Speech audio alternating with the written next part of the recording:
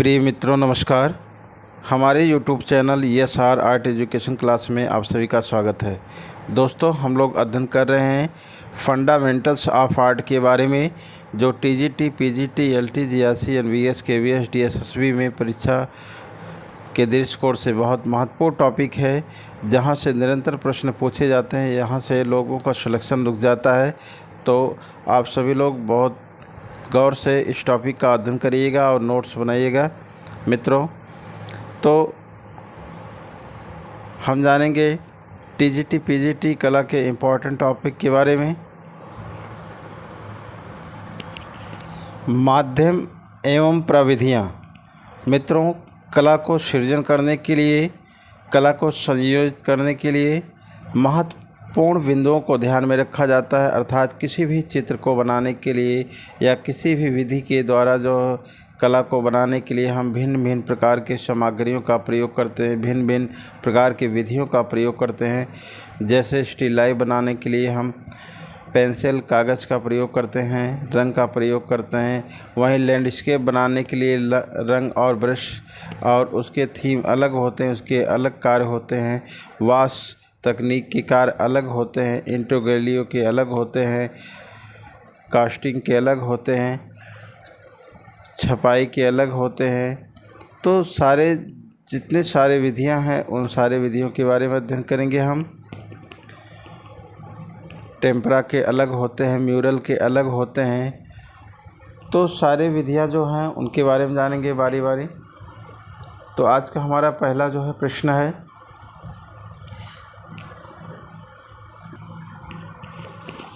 तो मित्रों मैं चाहूँगा कि आप लोग देर ना करते हुए लिंक को शेयर कर दीजिए, क्लास को शेयर कर दीजिए, जिससे आपके मित्रों तक हमारा वीडियो पहुंच सके, अधिक से अधिक लोगों का लाभ हो सके। आप सबका एक छोटा सा सहयोग होता रहे और हम आप लोग को निरंतर वीडियो देते रहेंगे, नए नए कंटेंट पे, नए नए प्रश्नों पे, नए नए जानकारियों के साथ आप लोग के बीच में आते रहेंगे। तो दोस्तों, आप लोग जो नए हैं सब्सक्राइब कर लीजिए चैनल को और आप लोग वीडियो को पूरा देखते रहिए। मुझे विश्वास है कि आप लोग स्वस्थ होंगे, मस्त होंगे और एग्ज़ाम की तैयारी कर रहे होंगे। तो आप लोग देर ना करते हुए टॉपिक पे ध्यान दीजिए। तो आज का हमारा पहला प्रश्न है, लिथोग्राफी की खोज कब और किसने की? तो मित्रों, लिथोग्राफी की खोज किसने की और कब की? तो लिथोग्राफी की जो खोज हुआ है वो 18वीं शताब्दी में हुआ है। अलोय शेनफेल्डर ने की। तो लिथोग्राफी की खोज हुआ है जो वो 18वीं शताब्दी में हुआ, अलोय शेनफेल्डर के द्वारा हुआ है, या शेनफेल्डर ने किया है। नेक्स्ट हमारा दूसरा प्रश्न है, बहुत ही महत्वपूर्ण प्रश्न है, कलाकार की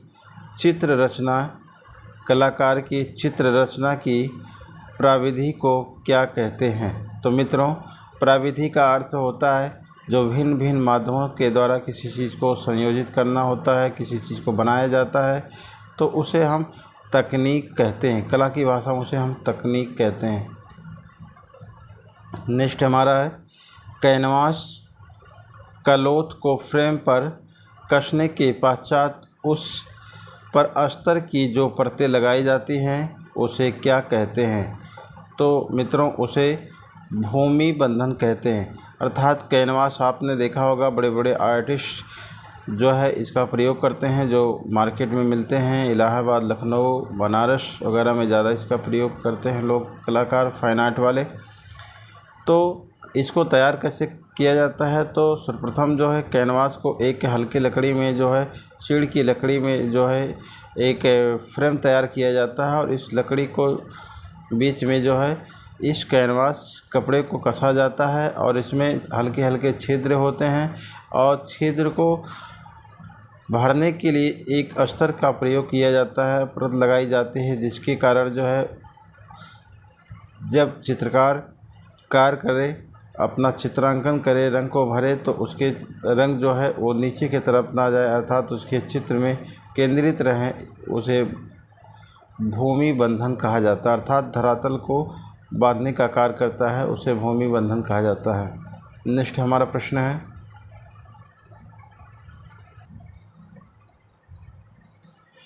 भूमि बंधन की दो क्रियाएं कौन सी होती हैं? तो भूमि बंधन की दो क्रियाएं कौन सी होती हैं? एक साइजिंग और प्राइमिंग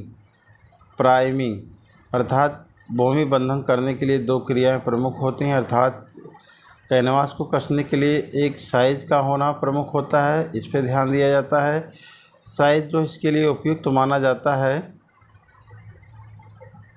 2x3 और 3x5, 5x8, इस प्रकार से जो है उसकी साइजिंग होते हैं। उसका फ्रेम होता है एक आयत के रूप में होता है, जो सबसे बेस्ट सबसे अच्छा माना जाता है।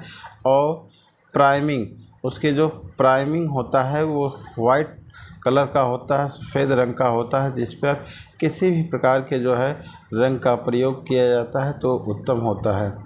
नेक्स्ट हमारा है इंटोगेलियो की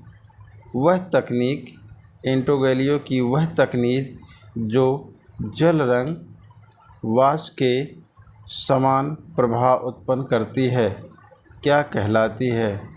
अर्थात कहने का तात्पर्य है मित्रों एक्वाटिंट कहने का तात्पर्य है मित्रों जो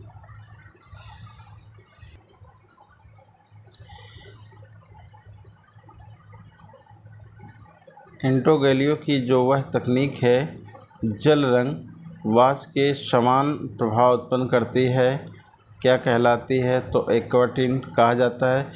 अर्थात आपको मालूम होगा मित्रों, अविनाथ ठाकुर जी ने बंगाल शैली के पुनरुत्थान में उन्होंने जल रंग को जो है आधार मानकर वाष्प तकनीकी का उन्होंने खोज किया, वाष्प विधि का उन्होंने खोज किया, जो बहुत ही महत्वपूर्ण है।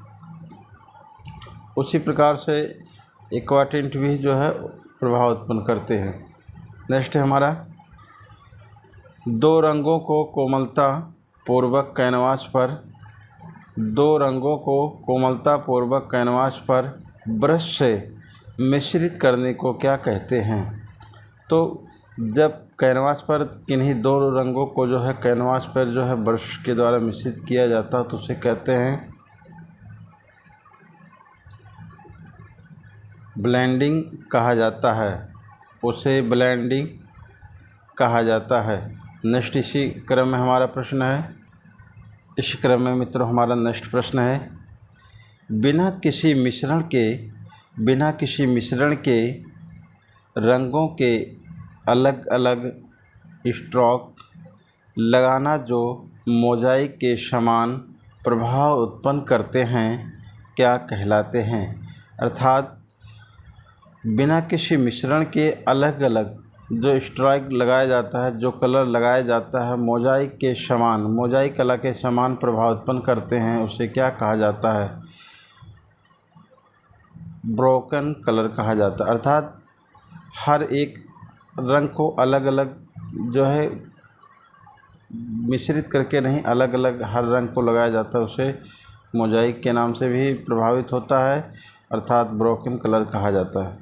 नेक्स्ट हमारा है ब्रोकन कलर का प्रयोग अपने प्राकृतिक चित्रों के लिए किस पाश्चात्य कलाकार ने सर्वप्रथम किया था? तो मित्रों जो ब्रोकन कलर का प्रयोग सर्वप्रथम प्राकृतिक चित्रों के लिए किस पाश्चात्य कलाकार ने किया था? तो कांस्टेबल ने किया था अपने जो है प्राकृतिक चित्रों में इसका जो है ब्रोकन कलर का प्रयोग किया था सर्वप्रथम, जो पाश्चात्य कलाकार माना गया है, पाश्चात्य कलाकार है। नेक्स्ट है रंग की बूंदों को धरातल पर डालकर मुंह से या स्ट्रो की सहायता से फूंक मारकर कलात्मक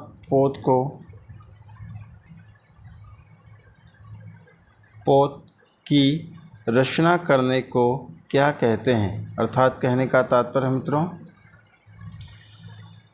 रंग की बूंदों को धरातल पर डालकर मुंह से या स्ट्रो की सहायता से फूंक कर कलात्मक पोत की रचना करने को क्या कहते हैं? बलून, बलून, बलोट्स कहा जाता है। अर्थात किसी चीज़ को कलर को धरातल पे रखकर मुंह से फूंकने या किसी माध्यम से किसी माध्यम से हवा देने को जो है वो कलात्मक पोत कहा जाता है। तो इसे ब्लोट्स कहा जाता है। इसी क्रम में हमारा नेक्स्ट है मित्रों,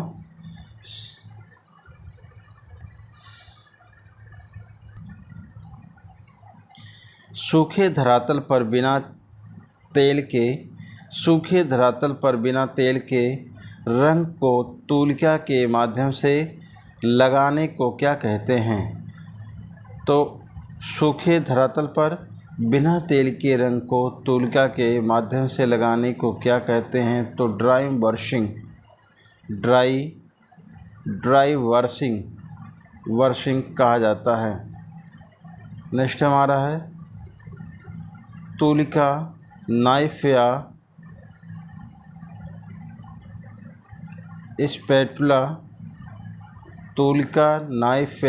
स्पैटुला की सहायता से धरातल पर सघन अपारदर्शी रंगों को लगाने को क्या कहा जाता है या क्या कहते हैं? इम्पेस्टो कहा जाता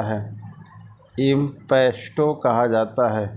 अर्थात जब चित्रकार जो है किसी धरातल पे कार्य करता है तो तूलिका के द्वारा या नाइफ के द्वारा या स्पैटुला के द्वारा जो है किसी अन्य औजार के द्वारा माध्यम से सहायता के द्वारा जो है धरातल पे सघनता के साथ अपारदर्शी रंग को लगाता है या अपारदर्शी रंग का प्रयोग करता है तो उसे क्या कहा जाता है? तो इम्पेस्टो कहा जाता है।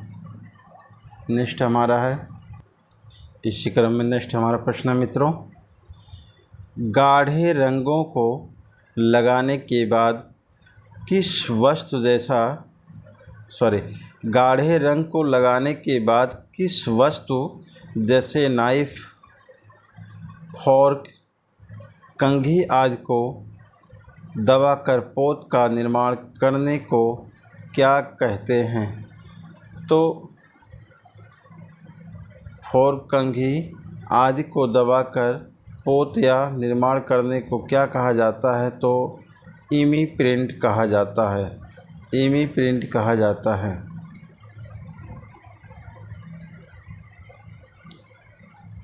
इसी क्रम में हमारा नेक्स्ट प्रश्न है, सूखे हुए कठोर ब्रश या टूथ ब्रश को रंगीन धरातल पर सूखे हुए कठोर ब्रश या टूथ ब्रश से रंगीन धरातल पर अंगुली के अग्रभाग से स्प्रे करने को कहते हैं। तो अंगुली के अग्रभाग से स्प्रे करने को कहा जाता है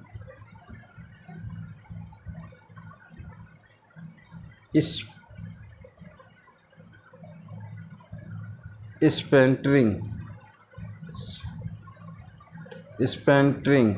अर्थात कहने का तात्पर्य है मित्रों, सूखे ब्रश के द्वारा जैसे किसी जो है कोई रंग आप ब्लैक रंग से जो है या डार्क कलर से आपने कोई जो है चित्र बना लिया है तो ब्रश को सूखे रंग में लगाकर जो है उसे छिड़काव जैसे करते हैं टूथ ब्रश से जो है रंगीन जो है धरातल पर अंगुली के द्वारा अग्रभाग से जो है स्प्रे करते हैं तो स्प्रे करने को कहा जाता है स्पैटरिंग।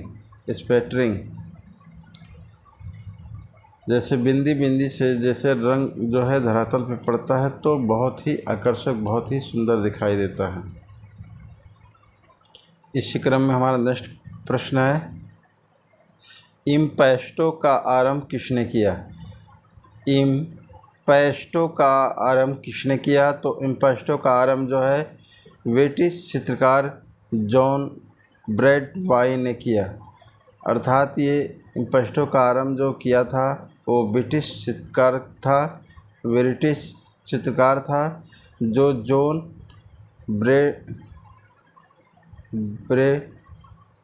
ब्रेटवाई के नाम से जाना जाता है। नेक्स्ट हमारा है क्रेयन से बने चित्र पर कौन सी वार्निश प्रयोग की जाती है। तो क्रेयन से बनाए गए जो है चित्र होते थे तो उस पर कौन सी वार्निश का प्रयोग किया जाता था या की जाती थी, तो डामर वार्निश का प्रयोग किया जाता था। नेक्स्ट है रंग की एक परत सूख जाने पर रंग की दूसरी पारदर्शिका परत लगाना किससे नीचे की परत दिखाई देती है, जिससे पारदर्शक परत लगाना जिससे नीचे की परत दिखाई देती है उसे क्या कहते हैं, उसे ग्लेजिंग कहते हैं। फिर से एक बार रिपीट कर दे रहे हैं मित्रों, रंग की एक परत सूख जाने पर रंग की दूसरी पारदर्शक परत लगाना जिससे नीचे की परत दिखाई देती है उसे क्या कहते हैं, तो उसे ग्लेजिंग कहते हैं। इसी क्रम में नेक्स्ट हमारा प्रश्न है एक ही कोट में संपूर्ण चित्र को एक बार में पूरा करने को क्या कहते हैं। तो कहने का तात्पर्य है मित्रों, एक ही कोट में एक ही बार रंग लगाने में संपूर्ण चित्रों को एक बार में पूरा करने को क्या कहते हैं, तो आला प्राइमा कहा जाता है। आला प्राइमा है एक ऐसा रंग है जिसके द्वारा एक ही बार में पूरा कार्य कर दिया जाता है, तो इसका नाम है आला प्राइमा। नेक्स्ट हमारा प्रश्न है पास पास रेखाएं खींचकर छाया प्रकाश के प्रभाव को दर्शाने को क्या कहते हैं। तो मित्रों, पास रेखाएं खींचकर छाया प्रकाश के प्रभाव को दर्शन को क्या कहते हैं, तो हैचिंग कहा जाता है। हैचिंग होता है पास ऐसे रेखाएं खींची जाती हैं, फिर उन सभी रेखाओं को काटा जाता है और उसे हैचिंग कहा जाता है। हैचिंग जो पारदर्शी होता है, जो दिखाई देता है। नेक्स्ट हमारा जनसाधारण के जीवन से संबंधित चित्र को क्या कहते हैं। तो जनसाधारण के जीवन से संबंधित चित्रों को क्या कहा जाता है, तो जेनर चित्र कहा जाता है। तो जेलर से जेनर हुआ है तो जेनर चित्र कहा जाता है। इसी क्रम में हमारा नेक्स्ट प्रश्न है मित्रों, कठोर किनारों को अंगुलियों की सहायता से मिलते हुए कठोरता को कम करने को क्या कहा जाता है। तो मित्रों,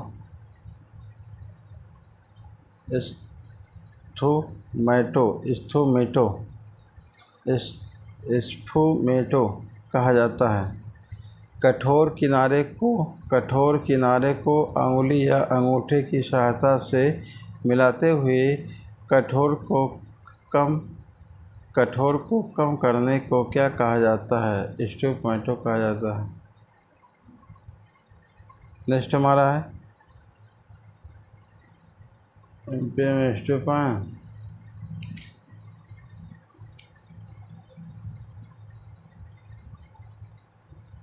इसी क्रम में हमारा अगला है छोटे छोटे बिंदुओं द्वारा छाया प्रकाश का ध्यान रखना चाहिए। चित्र करने को क्या कहा जाता है या चित्रण करने को क्या कहा जाता है, तो बिंदु वर्तना कहा जाता है। नेक्स्ट है एक से अधिक माध्यम का एक से अधिक माध्यम का एक साथ एक ही चित्र में प्रयोग करने को क्या कहा जाता है? एक से अधिक माध्यमों का एक साथ एक ही चित्रों में प्रयोग करने को क्या कहा जाता है? तो मिश्रित माध्यम कहा जाता है।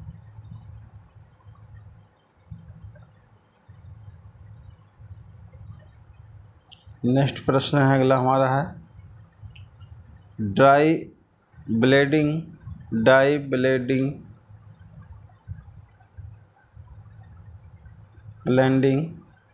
ब्लेंडिंग करने के लिए कागज़ को कसकर लपेटकर पेंसिल के आकार का टूल बनाने को क्या कहते हैं?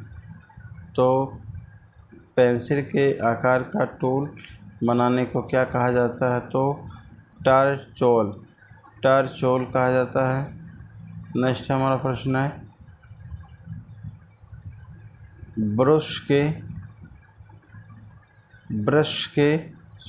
ब्रश के स्थान पर नाइफ से पेंटिंग करने के लिए क्या कहा जाता है? तो उसे नाइफ पेंटिंग कहा जाता है। कुछ लोग हैं वो ब्रश से रंग ना लगा कर वो डायरेक्ट जो है नाइफ के द्वारा, चाकू के द्वारा जो है पेंट लगाते हैं या कलर लगाते हैं। नेक्स्ट हमारा है दो रंगों को प्रत्यक्ष अप्रत्यक्ष रूप से पास लगाकर मिश्रण का प्रभाव उत्पन्न करने को क्या कहते हैं? दृश्यगत मिश्रण कहा जाता है। इस क्रम में हमारा नेक्स्ट प्रश्न है मास्किंग टेप किसे कहते हैं? तो मास्किंग टेप किसे कहते हैं मित्रों? धरातल जैसा है उसे वैसा ही छोड़ने के लिए उसे मास्किंग टेप से ढक दिया जाता है तथा रंग हो जाने के बाद उतार दिया जाता है। अर्थात मास्किंग टेप से ढक दिया जाता है तथा रंग हो जाने पर बाद में उतार दिया जाता है। इसी क्रम में हमारा नेक्स्ट है रंगों को कपड़े या कागज़ से रब करने की तकनीकी को क्या कहा गया है? फायटेज कहा गया है। अर्थात रंग को कपड़े या कागज़ से रब करने की तकनीकी को क्या कहा गया है? तो फायटेज कहा गया है। नेक्स्ट इसी क्रम में हमारा है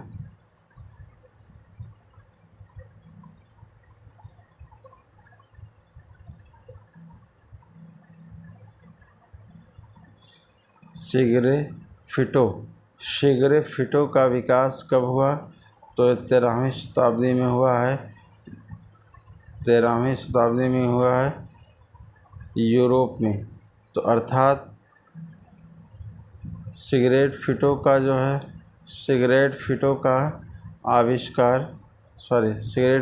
का विकास कब हुआ? तो 13वीं शताब्दी में यूरोप में हुआ। नेक्स्ट हमारा है सिगरेटफिटो क्या है? नीचे वाली रंग की परत को खुरचना कहा जाता है। इसी क्रम में नेक्स्ट है सिगरेटफिटो में किस टूल से प्रथम अधिकांश खुरचकर किया जाता है?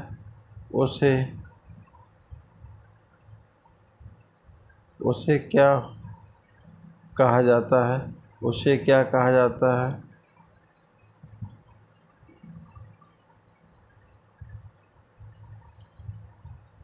स्टाइलस कहा जाता है। नेक्स्ट हमारा है स्टूडियो से बाहर कार्य करने के लिए सबसे सुविधाजनक माध्यम क्या है? स्टूडियो स्टूडियो से बाहर कार्य करने के लिए सबसे सुविधाजनक माध्यम क्या है? तो मित्रों जल रंग माध्यम है। नेक्स्ट इसी क्रम में धातुओं के रंग कब बनाए गए हैं? तो बनाए गए हैं 10-20 रुपये का जो रंग आता है वो बनाया गया है 18वीं शताब्दी में बनाया गया है। तो मित्रों आज का हमारा क्लास यहीं पे समापन होता है। आप सभी को पूरा वीडियो देखने के लिए बहुत बहुत धन्यवाद। जय हिंद, जय भारत। आप लोग स्वस्थ रहिए, मस्त रहिए, एग्ज़ाम की तैयारी करते रहिए, वीडियो को पूरा देखते रहिए। जय हिंद।